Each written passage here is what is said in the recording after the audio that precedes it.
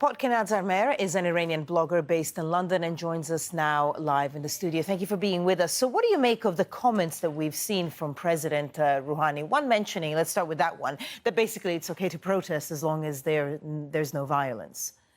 Hearing that, you would think as if, like, the option that the Iranian people have exercised all this time has been violence. I think the Iranian people have been more than patient. They've tried every other avenue, and it hasn't worked. It's not as if, like, they haven't protested peacefully or anything like that. They've tried all these other avenues. They've tried all these other options, but nothing's working.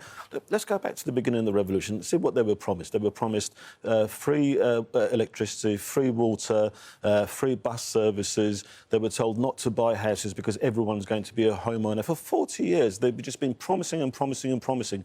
Monotheistic, classless society, all sorts of nonsense. None of it has come true.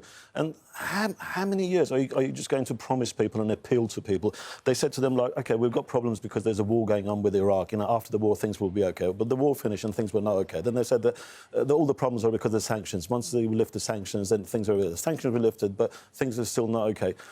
You can't carry on promising forever and ever and ever. I guess, though, I mean, there's a lot of reasons why people are protesting right now, but certainly the catalyst was economic reasons. And we have seen perhaps a conciliatory tone from the government saying that they're going to scrap a fuel price increase, maybe more cash payments to the poor. I mean, what do you make of all of that? Do you see some kind of conciliation from the government right now? And do you think that that will make any difference? I don't know. It remains to be seen. But as I said, like, you know, they've been promising things for nearly four decades now.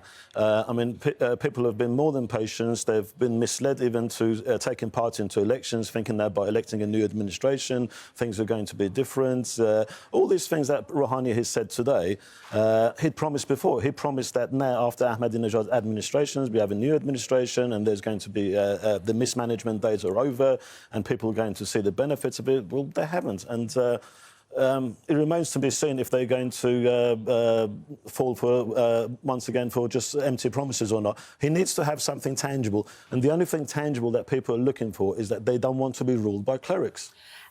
Another thing that he mentioned was US President Donald Trump. And Donald Trump had issued a tweet, I think yesterday, you know, basically just saying that he was going to look at developments and against the Iranian regime. Now, he mentioned Donald Trump, and Rouhani says Donald Trump has forgotten that he called the Iranian people terrorists a few months ago.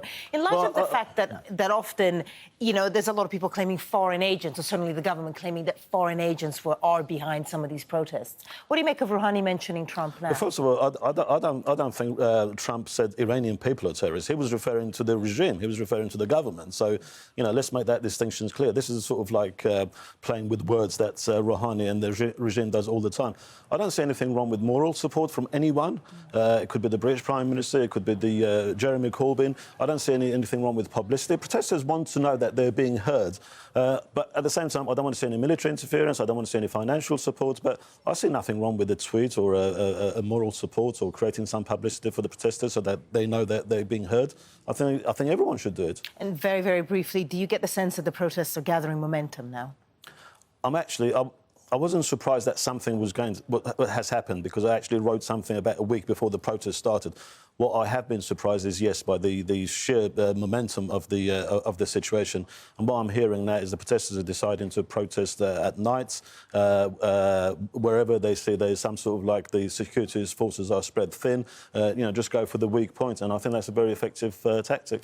Potkin Azarmehr, Iranian blogger based here in London. Thank you. Thanks, Barbra.